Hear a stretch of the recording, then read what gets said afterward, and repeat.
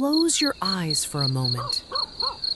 Imagine the sound of wooden ships rocking gently on an endless ocean, the smell of salt carried by the wind, and the faint creak of ropes as the sails swell under the morning breeze. It is the summer of 1587, and you are standing among more than 100 strangers on the deck of a small English ship. The sea stretches in every direction, blue and silver, beneath a sky that seems to go on forever. You left England weeks ago, the cold gray shores fading into the distance, replaced by nothing but water, sky, and the occasional cry of a gull. The journey has been long, days blending into nights, nights blending back into days, until time itself feels like it has slowed to a soft, endless rhythm.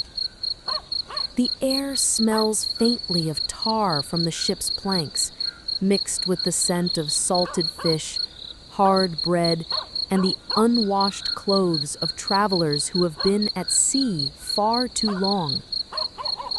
Children cling to their mothers' skirts, whispering questions about the land you are sailing toward, a place they have never seen but have heard about in whispered promises of fertile soil and endless opportunity. You are part of a dream to build something new on the far side of the world. But even dreams, especially the boldest ones, carry shadows. The man who leads this voyage is Governor John White, a stern but hopeful figure whose eyes scan the horizon each morning as though searching for a sign. His words have been steady since the day you departed.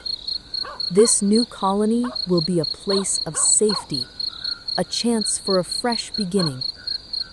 And yet, when you catch him alone at night, there is a weight in his expression, as if he knows the ocean holds as many dangers as promises.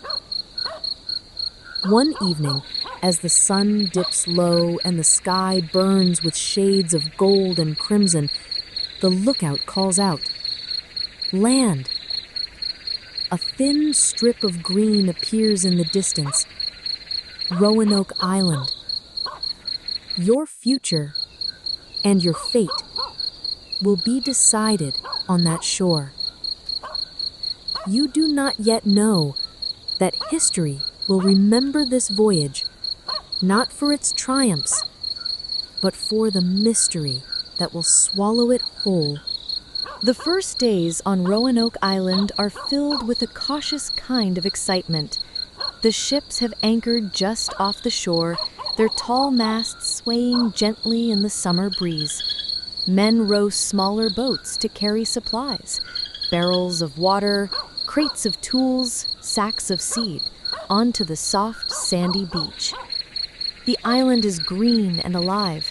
Tall trees sway overhead, their leaves whispering secrets as the wind moves through them. The air smells different here, rich with the scent of pine and the faint sweetness of flowering plants. For many, it is the first time in months they have felt grass beneath their feet, or breathed air not salted by the endless sea. Governor John White wastes no time. He gathers the settlers and begins to outline the work ahead. Shelters must be built before the autumn winds arrive, fences for protection, small gardens for food.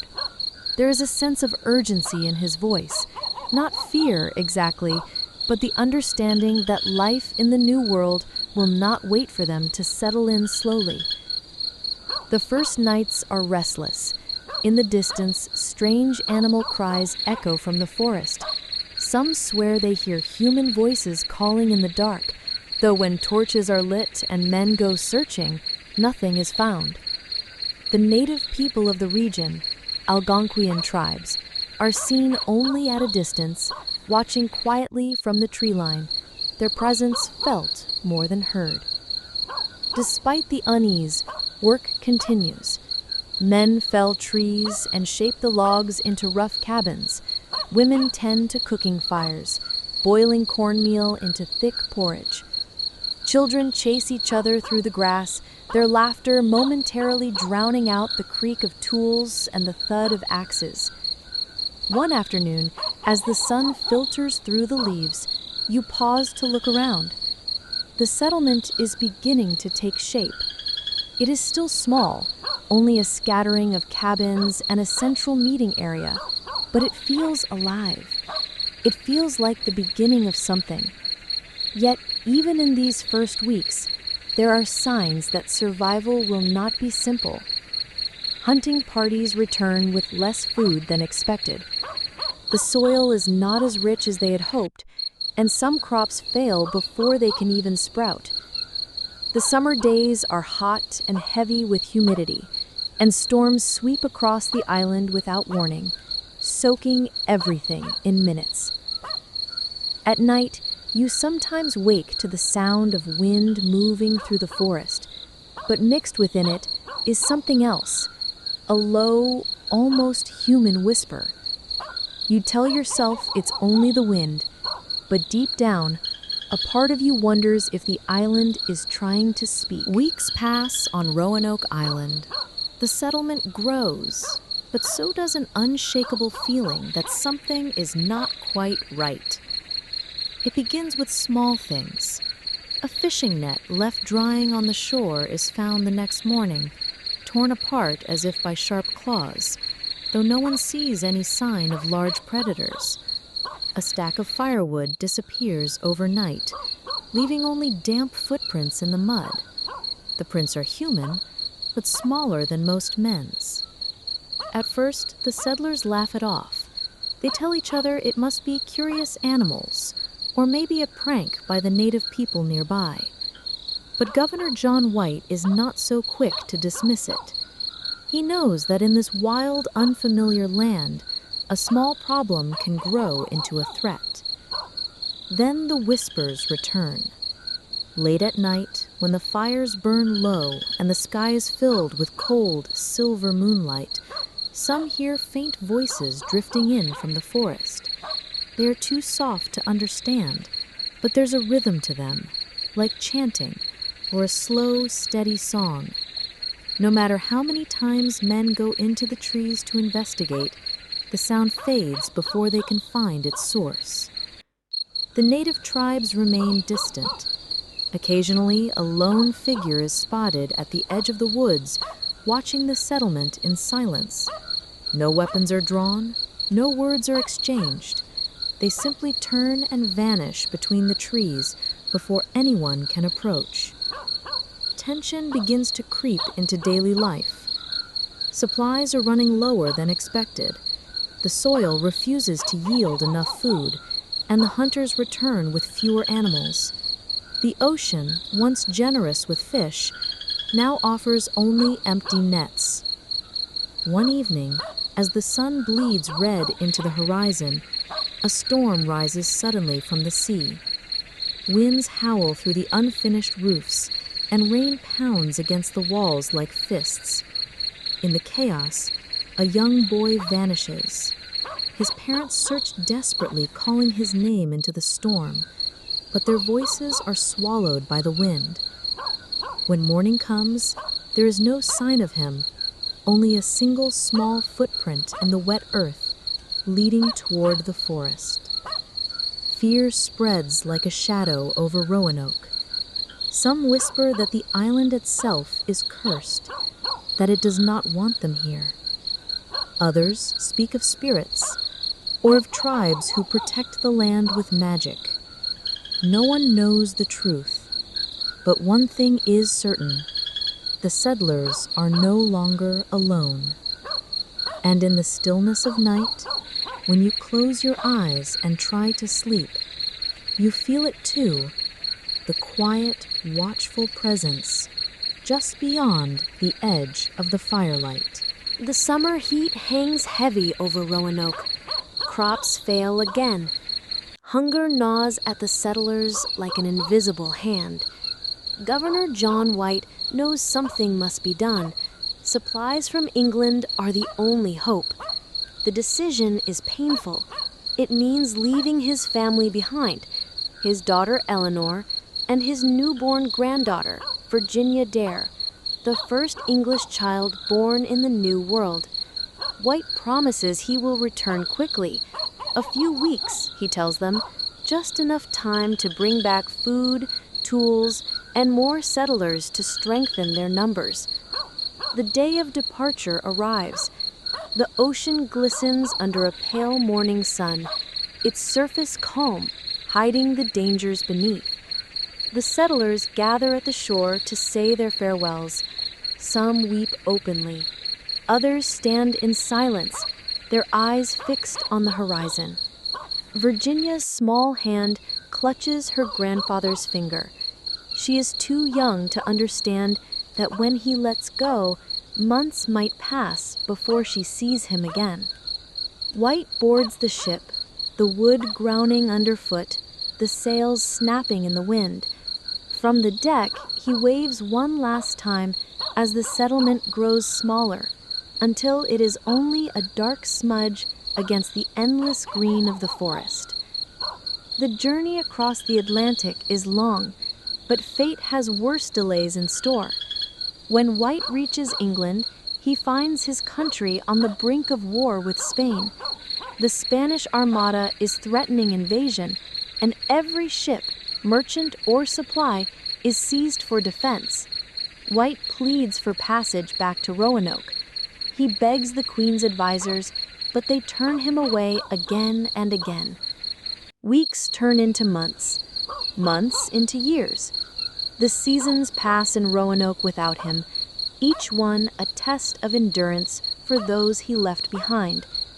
In England, White feels the weight of every day, wondering if his granddaughter is still alive, if his daughter still believes in his return. Finally, 3 long years later, the war ends. White secures a ship and sets sail once more. The ocean, as if mocking him, seems to stretch farther than before. The waves whisper to him at night, their voices sounding almost like those chants the settlers once heard from the forest. When land appears on the horizon, his heart races. Roanoke at last. The ship anchors offshore.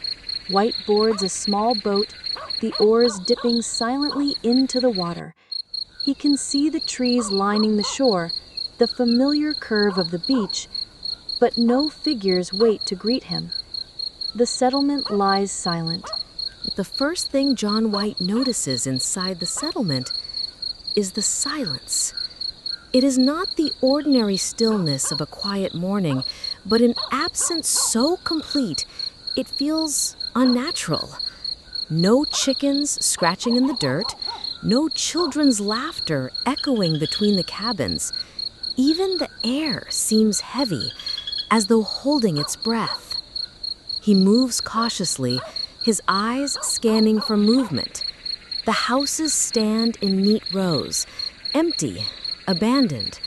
Some doors are open, their hinges creaking softly in the breeze. Inside, he finds overturned chairs, half-broken tools, and a few scattered personal items. But there is no sign of struggle, no blood, no torn clothing, no smashed furniture. It is as if the settlers simply walked away. The gardens are overgrown. Weeds choke the once orderly rows of corn. Hunting traps lie unused, rusting in place. The well is covered, its wooden lid still secure. White's mind races. Had they moved inland to find better farmland?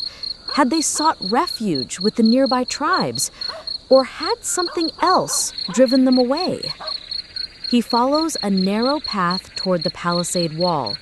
There, carved into a wooden post, he sees a single word: Croatan. The letters are deep, deliberate, as if carved slowly and carefully with a knife. White freezes. Croatan is the name of a nearby island, home to a friendly native tribe. It could be a message, a sign that the settlers relocated there for safety. But why leave without sending a runner to alert passing ships? Why abandon everything? He searches the rest of the settlement for other clues. On a tree near the gate, he finds 3 letters carved, C-R-O. The mark seems unfinished, as if the carver had been interrupted. The thought sends a shiver through him. The sun is sinking toward the horizon now, casting long shadows over the deserted village.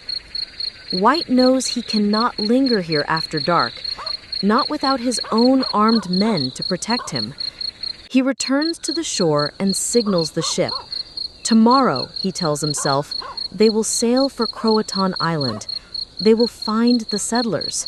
They must. But that night, a storm rolls in from the Atlantic. The wind howls like a living thing, tearing at the sails and driving the ship far from shore. The captain, fearing for the crew's lives, refuses to risk returning to Roanoke. They turn toward England, and White's last glimpse of the island is through sheets of rain and lightning. He never sets foot there again. The fate of the 115 settlers, including his daughter and granddaughter, remains a mystery. Back in England, John White's story spreads like wildfire. The tale of an entire colony vanishing without a trace captures the imagination of the public and fuels endless speculation. Some whisper that the settlers were massacred by hostile tribes, their homes left untouched as a warning. Others believe they were taken in by friendly natives, married into the community, and abandoned their English identity forever. In smoky taverns and busy marketplaces, theories grow wilder. A sailor claims he heard from a Spanish prisoner that the Spaniards destroyed the colony in secret, fearful of England's growing foothold in the New World. A priest insists it was God's punishment. The settlers had turned away from faith. And then there are the truly strange ideas that the Roanoke settlers were carried off by spirits or swallowed whole by the dark forests that surrounded them. But for White, the truth is painfully personal. He wonders constantly if his granddaughter, Virginia Dare, grew up somewhere far from England, alive but unaware of who she truly was. The thought keeps him awake at night. Years pass and new expeditions are launched, hoping to solve the mystery. Explorers claim to find European-style houses far inland among native villages. Some tribes have members with unusually light hair and gray eyes. Is it coincidence or the legacy of Roanoke? But none of these leads bring definitive answers. Without proof, the mystery only deepens. By the time the 17th century begins, Roanoke is spoken of as a cautionary tale, a warning to future colonists about the dangers of the New World. Still, the legend grows. In the colonies, stories of the lost English are told around campfires to scare children. In England, Virginia Dare becomes a symbol, sometimes of hope, sometimes of tragedy.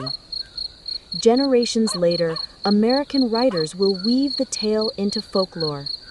Some say Virginia was transformed into a white doe by a jealous spirit, forever roaming the forests of North Carolina. Others claim her descendants walk among us, unknowing heirs to a vanished colony. The truth, of course, remains locked in the past. Every storm that lashed the Carolina coast, every tide that ate away at Roanoke's shoreline carried away a little more evidence, until all that is left are whispers. By the late 1600s, the Lost Colony has already slipped into the realm of myth. The first English settlements in Jamestown hear the old stories from traders and native guides, rumors that some Roanoke survivors lived on, hidden among inland tribes. An explorer named John Lawson, traveling through the Carolina interior, meets a tribe called the Hatteras. He notes their gray eyes, their skill with English tools, and their strange mix of European and native customs. He speaks of their ancestors being white, Lawson writes in his journal. Could these be the descendants of Roanoke, or is it just another coincidence in a land full of mysteries? But the evidence is fragile. Oral stories passed down through generations, easy to twist, easy to forget. Each winter storm, each season of rain and wind, destroys another fragment of the past. Historians in London try to piece together the puzzle, reading old letters, cross-referencing maps that no longer match the coastline. They argue fiercely over the meaning of the word carved into the post, Croatoan. Was it a destination, a desperate plea, or a clue meant only for John White himself? In the Americas, colonists grow less curious. They are busy building their own towns, facing their own dangers. The Lost Colony becomes a story for evenings, a piece of entertainment rather than a mission to solve. And so the trail fades further. Every witness who might have known the truth is gone. Every clue is weathered, erased by time and tide. Still, in the quiet moments, some settlers feel it, a strange presence in the forests and on the beaches of Roanoke Island. The sense that someone is watching from the shadows, that voices from the past are still calling out, even if no one understands their words anymore. In these lingering sensations, in these fleeting chills down the spine, the Lost Colony survives, not in records, not in graves, but in the imagination of all who hear the tale. Night has fallen over Roanoke Island. The waves lap gently against the shore, their rhythm like a slow, endless heartbeat. The stars scatter across the sky, shimmering above the dark silhouette of the forest. Somewhere within those trees, the wind stirs the branches, whispering secrets only it knows. It might be the echo of laughter from children long gone, or the faint cry of a woman calling for her family. Or perhaps it is nothing at all, just the imagination playing tricks in the quiet night. Historians will continue their debates. They will search for artifacts, analyze soil samples, and dig carefully beneath the roots of ancient oaks. They will compare DNA from bones to the descendants of tribes along the coast. Some will claim to have found the answer. Others will insist the truth remains hidden. But for those who stand here, feeling the salt air against their skin, the mystery is more than just a puzzle to be solved. It is a reminder that history is alive, that every vanished life leaves behind a trail of questions, some of which may never be answered. Perhaps that is why the story endures. Not because we can solve it, but because we can't. The Lost Colony is a mirror for our own need to understand where we came from and where we are going. Close your eyes and picture it. The wooden houses along the shore, smoke rising from cook fires, children chasing each other between the rows of corn. John White stepping onto the sand, his eyes scanning for familiar faces. The sudden, chilling realization that he is alone. Now imagine the world closing over them, the houses falling to ruin, the crops withering, the shoreline eroding under centuries of storms. And yet, some part of them remains. In the wind, in the water, in the quiet heartbeat of the island at night. If you listen long enough, you might still hear them. Not words exactly, but the sound of lives once lived, of people who dared to cross an ocean and vanished into the wild unknown. And so we leave the lost colony of Roanoke where it has always been, in the space between history and legend, between truth and dream. A story that drifts on the tide, waiting for the next curious soul to reach out and try to catch it.